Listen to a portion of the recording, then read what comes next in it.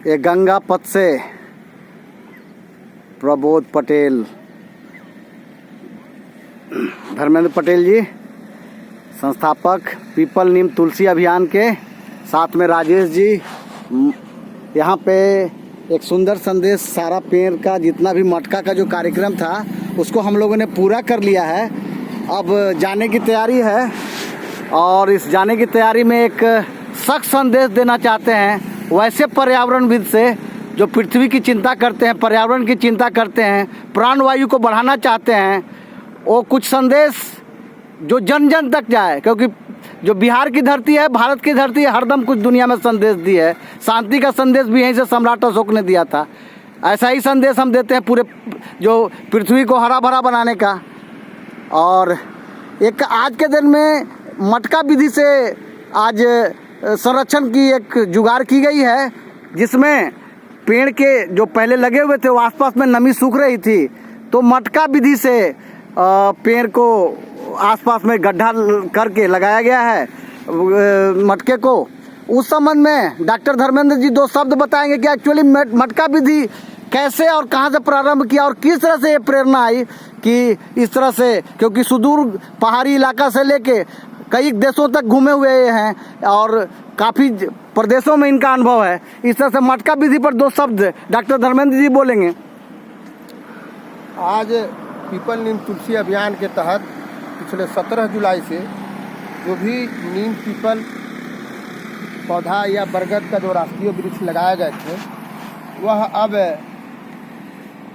पानी के अभाव में या फिर उसको प्रॉपर वे में पानी मिले। पेड़ तो हम लोग सब लगाते हैं, लेकिन पेड़ लगाने के बाद उसका पानी पटवन 1 से 2 साल करने के बाद यह एक युवा अवस्था में आ जाता है। और जब युवा अवस्था में आ जाता है तो फिर हमारे संरक्षण की जरूरत नहीं पड़ती, यह खुद अपना भी संरक्षण करता है और फिर प्रकृति, धरती एवं समाज के तमाम जीव जंतुओं को भी संरक्षण करने में इसका काम आता है। यह मटका विधि बहुत पौराणिक विधि है। इसके माध्यम से हम लोग उसके जड़ के नज़दीक खोद करके इस मटका को डाल देते हैं और उसमें पानी भरा रहता है। लेकिन हर एक पौधा का जड़ का यह अपना कल्चर है, उसका अपना एक प्रभाव है कि जिस तरफ पानी रहता है उसी तरफ जड़ भागता है। या फिर आप दीवालों में अगर देखे होंगे बड़ पीपल पाकर, तो उसका जड़ जो है कहीं ना कहीं पानी की ओर भागता है और वह पानी की सुगंध से अपने भोजन तैयारी करने के लिए वह पानी की ओर जाता है।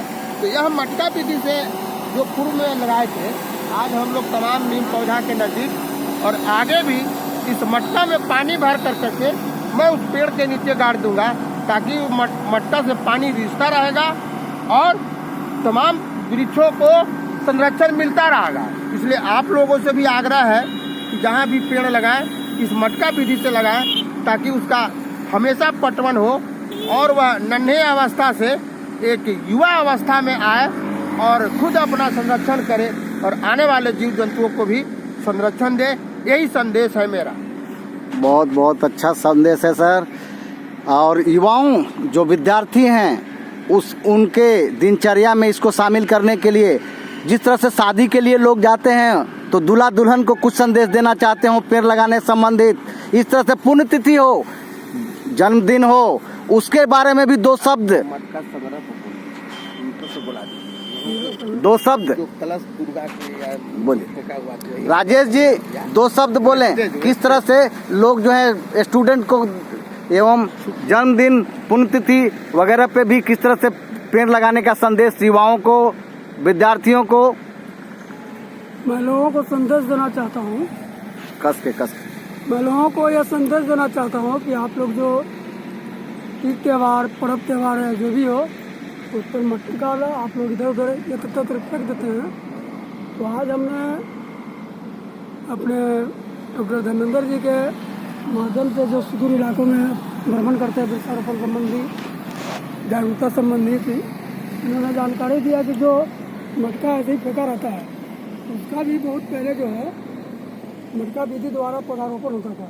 तो आज हम लोगों ने गंगा किनारे जो पर्व त्यौहार इत्यादि पर मटका फेंक देते हैं, उसको संग्रह कर और पूर्व में हमारे द्वारा लगाए हुए पौधों को उसके नीचे में क्यारी बना के गड्ढा करके उस मटका को पानी के सहित हम लोगों ने गाड़ा। इसमें क्या होता है लेकिन कि वो एक संसर्ग होता है, स्पर्श होता है। आप देखोगे कि बच्चा सोया हुआ है और जैसे उसको स्पर्श कीजिएगा तो कुलकुलाता है या मचलाता है।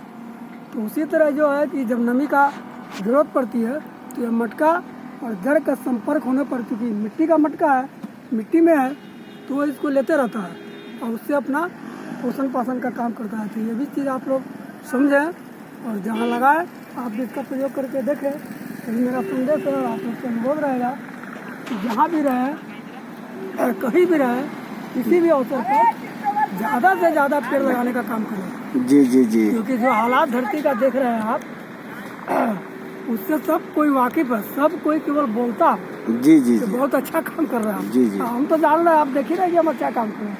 आप लोग अच्छा काम कीजिएगा, इस पर आप लोग विचार कीजिए। इस धरती को बहुत ज़रूरत है आज के डेट में। आप देखिए, मैं आपको बताना चाहता हूँ कि बिहार के ही सम्राट पूरे भारत पर राज किया था, अफगानिस्तान तक सत्ता थी। अफगानिस्तान तक। अभी लोग इस संबंध में हम लोग राजनीति में जाना नहीं चाहते हैं, इस माध्यम से बता रहे हैं। और यही प्रदेश है पूरे वर्ल्ड में ही है, वर्ल्ड में है। ये पटना आप बोलते रहते हैं, इसका नाम था पहले कुसुम नगरी, इसका नाम था पाटलिपुत्रा। आप सोचिए, 3 नदियों का संगम है, ये हम लोगों ने इसको बर्बाद कर दिया। तो इसको फिर जो है वही संरक्षण, वही विरासत की जरूरत है। जब तक हम लोग ये अपना सहयोग नहीं देगा, जन लोग सहयोग नहीं देगा तो ये होने वाला काम नहीं है।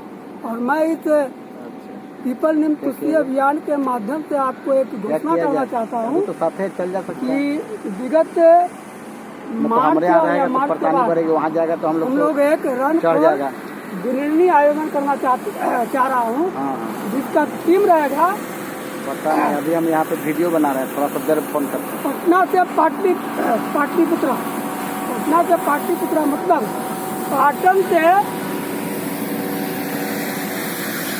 पाटली तक, यानी पटना को समझिए पाटन, पटना को लोग पाट कर रख दिया है। तो पटना से पाटली तक का रन फॉर ग्रीनरी का आयोजन पीपल नीम तुलसी अभियान आने वाला समय में करने जा रही है और इसकी तैयारी बड़ी जोर शोर की चल रही है। बहुत अच्छा कार्यक्रम है। इसके प्रोत्साहन के लिए हमें उम्मीद है कि जितने भी दर्शक देख रहे हैं वो भी बड़े तन मन धन से करेंगे और इस कार्यक्रम को भव्य एवं सफल बनाएंगे। हम तैयार हैं, यानी कि संस्था तैयार है, संस्था से जो लगे हुए भी तैयार है। आप भी तैयार रहिए, इंतजार करिए। रन फॉर ग्रीनरी पाटन से पाटली तक, यानी पटना से पाटलिपुत्रा तक।